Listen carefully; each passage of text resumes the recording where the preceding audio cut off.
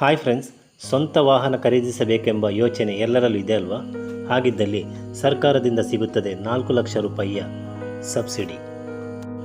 ರಾಜ್ಯ ಸರ್ಕಾರವು ನಮಗೆಲ್ಲರಿಗೂ ಗುಡ್ ನ್ಯೂಸ್ ಕೊಟ್ಟಿದೆ ಎಂದೇ ಹೇಳಬಹುದು. ವಾಹನ ಖರೀದಿಗೆ 4 ಲಕ್ಷ ರೂಪಾಯಿ ಭರ್ಜರಿ ಸಬ್ಸಿಡಿಯನ್ನು ನೀಡುತ್ತಾ ಇದೆ.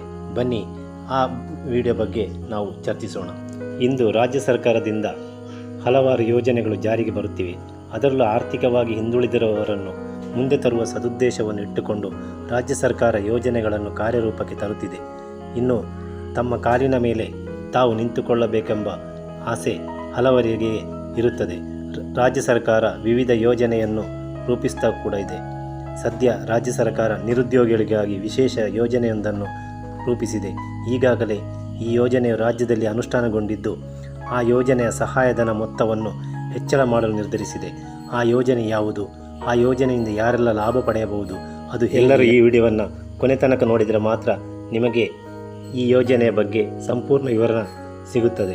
ಹೌದು, ಎಲ್ಲರೂ ಕೂಡ ಸ್ವಉದ್ಯೋಗವನ್ನು ಮಾಡಿಕೊಂಡು ತಮ್ಮ ಜೀವನವನ್ನು ರೂಪಿಸಿಕೊಳ್ಳಬೇಕೆಂಬ ಆಶಯದೊಂದಿಗೆ ರಾಜ್ಯ ಸರ್ಕಾರದಿಂದ ಸ್ವಉದ್ಯೋಗಕ್ಕಾಗಿ ಹೊಸ ಯೋಜನೆಯೊಂದನ್ನು ರೂಪಿಸಿದೆ. ಈ ಯೋಜನೆಯ ಬಗ್ಗೆ ಸಾಕಷ್ಟು ಜನರಿಗೆ ತಿಳಿದಿಲ್ಲ. ಹೌದು, ನಿರುದ್ಯೋಗಿಗಳು ಸ್ವಉದ್ಯೋಗ ಮಾಡಲು ತಮ್ಮ ಸ್ವಂತ ಉದ್ಯೋಗದ ಕನಸಿಗಾಗಿ ಸ್ವಾವಲಂಬಿ ಸಾರಥಿ ಯೋಜನೆ, ಈ ಯೋಜನೆ ಅಡಿಯಲ್ಲಿ 4 ಚಕ್ರಗಳ ವಾಹನಗಳನ್ನು ಅಂದರೆ ಟ್ಯಾಕ್ಸಿ, ಟಾಟಾ ಎಸಿ, ಗೂಡ್ಸ್ ವಾಹನ ಇತ್ಯಾದಿ 4 ಚಕ್ರದ ವಾಹನ ಖರೀದಿಗಾಗಿ ಬ್ಯಾಂಕುಗಳಿಂದ ಪಡೆಯುವಂತಹ ಸಾಲದ ಶೇಕಡ 50% ಅಥವಾ ಗರಿಷ್ಠ 3 ಲಕ್ಷ ರೂಪಾಯಿಗಳ ಸಹಾಯಧನವನ್ನು ನಿಗಮಗಳ ವತಿಯಿಂದ ನೀಡಲಾಗುತ್ತದೆ. ಈ ಯೋಜನೆಗೆ ಅನೇಕರಿಗೆ ಲಾಭದಾಯಕವಾಗಿದ್ದು, ಸ್ವಾವಲಂಬಿ ಜೀವನ ಸಾಗಿಸಲು ಬಯಸುವವರಿಗೆ ಇದು ಪ್ರಯೋಜನಕಾರಿಯಾಗಿದೆ. ಈ ಹಿಂದೆ ಸರ್ಕಾರವು ಸರಕು ವಾಹನ, ಹಳದಿ ಬೋರ್ಡ್, ಟ್ಯಾಕ್ಸಿ ಖರೀದಿಗಾಗಿ 3 ಲಕ್ಷ ರೂಪಾಯಿಗಳ ಸಹಾಯಧನವನ್ನು ನೀಡುತ್ತಿತ್ತು.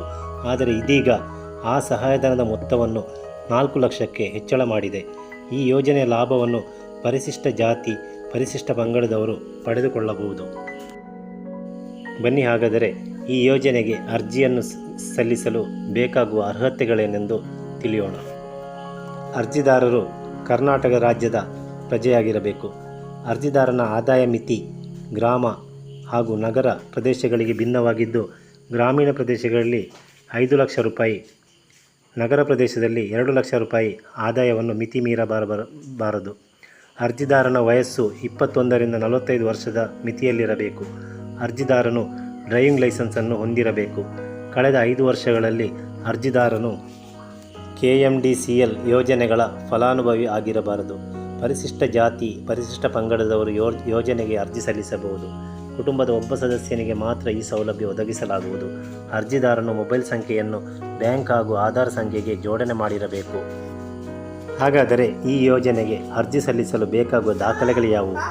ಕರ್ನಾಟಕ ನಿವಾಸ ಪುರಾವೆ, ಬ್ಯಾಂಕ್ ಖಾತೆ ವಿವರಗಳು, ಆದಾಯ ಪ್ರಮಾಣ ಪತ್ರ, ಚಾಲನಾ ಪರವಾನಗಿ, ಆಧಾರ್ ಕಾರ್ಡ್, ಜಾತಿ ಪ್ರಮಾಣ ಪತ್ರ, ಕುಟುಂಬದವರ ಪಡಿತರ ಚೀಟಿ, ಮೊಬೈಲ್ ನಂಬರ್, ಪಾಸ್ಪೋರ್ಟ್ ಗಾತ್ರದ 2 ಫೋಟೋ,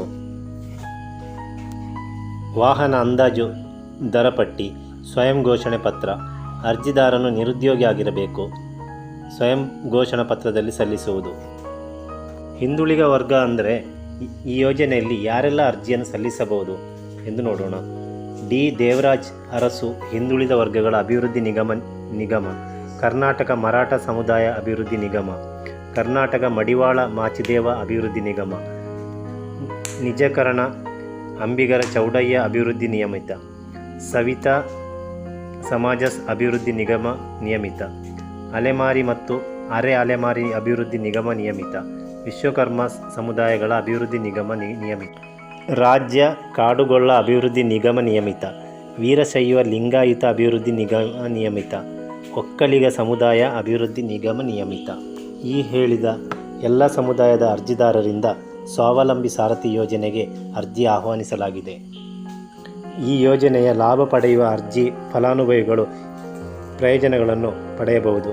4 ಚಕ್ರದ ವಾಹನಗಳನ್ನು ಖರೀದಿಸಲು ಸಹಾಯಧನವನ್ನು ಒದಗಿಸಲಾಗುವುದು. 75% ಸಬ್ಸಿಡಿ ರೂಪಾಯಿ 4 ಲಕ್ಷ ರೂಪಾಯಿ ವಾಹನ ವೆಚ್ಚವನ್ನು SC ಮತ್ತು ST ಫಲಾನುಭವಿಗಳಿಗೆ ಒದಗಿಸಲಾಗುವುದು.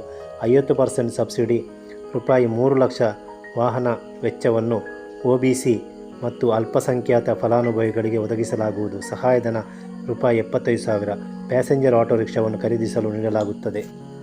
ಅರ್ಜಿ ಸಲ್ಲಿಸಲು ಗ್ರಾಮ 1 ಬೆಂಗಳೂರು 1 ಅಟಲ್ ಜನ ಸ್ನೇಹಿ ಸೇವಾ ಕೇಂದ್ರ ಅಥವಾ ಸೇವಾ ಸಿಂಧು ಪೋರ್ಟಲ್ನ ಮೂಲಕ ಅಧಿಕೃತ ವೆಬ್ಸೈಟ್ಗೆ ಭೇಟಿ ನೀಡಿ ಈ ಯೋಜನೆಗೆ ಅರ್ಜಿ ಸಲ್ಲಿಸಬಹುದು.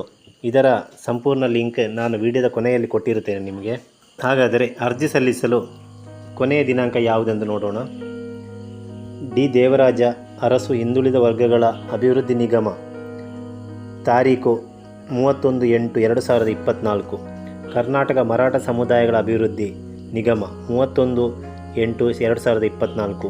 ಕರ್ನಾಟಕ ಮಡಿವಾಳ ಮಾಟಿದೇವ ಅಭಿವೃದ್ಧಿ ನಿಗಮ 31/8/24.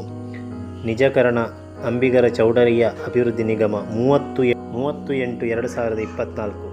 ಸವಿತಾ ಸಮಾಜ ಅಭಿವೃದ್ಧಿ ನಿಗಮ ನಿಯಮಿತ 30/8/2024. ಅಲೆಮಾರಿ ಮತ್ತು ಅರೆ ಅಲೆಮಾರಿ ಅಭಿವೃದ್ಧಿ ನಿಗಮ 31/8/2024. ವಿಶ್ವಕರ್ಮ ಸಮುದಾಯಗಳ ಅಭಿವೃದ್ಧಿ ನಿಗಮ 31/8/2024. ರಾಜ್ಯ ಕಾಡುಗೊಲ್ಲ ಅಭಿವೃದ್ಧಿ ನಿಗಮ ನಿಯಮಿತ 31/8/2024. ವೀರಶೈವ ಲಿಂಗಾಯತ ಅಭಿವೃದ್ಧಿ ನಿಗಮ 31/8/2024. ಒಕ್ಕಲಿಗ ಸಮುದಾಯ ಅಭಿವೃದ್ಧಿ ನಿಗಮ ನಿಯಮಿತ 30/8/2024. ಈ ಹೇಳಿದ ಎಲ್ಲ ನಿಗಮಗಳಿಗೆ ಅನುಗುಣವಾಗಿ ಕೊನೆಯ ದಿನಾಂಕಗಳನ್ನು ನಿಗದಿ ಮಾಡಲಾಗಿದೆ. ಗೊತ್ತಾಯ್ತಲ್ಲ ಫ್ರೆಂಡ್ಸ್, ಸಂಪೂರ್ಣ ವಿವರವನ್ನು ನಾನು ಈ ವಿಡಿಯೋದಲ್ಲಿ ನಿಮಗೆ ಕೊಟ್ಟಿದ್ದೇನೆ. ಈ ವಿಡಿಯೋ ಇಷ್ಟವಾದರೆ ಪ್ಲೀಸ್ ಲೈಕ್ ಮಾಡಿ ಮತ್ತು ಶೇರ್ ಮಾಡಿ ಮತ್ತು ಸಬ್ಸ್ಕ್ರೈಬ್ ಕೂಡ ಮಾಡಿ friends. Thank you. Bye. See you.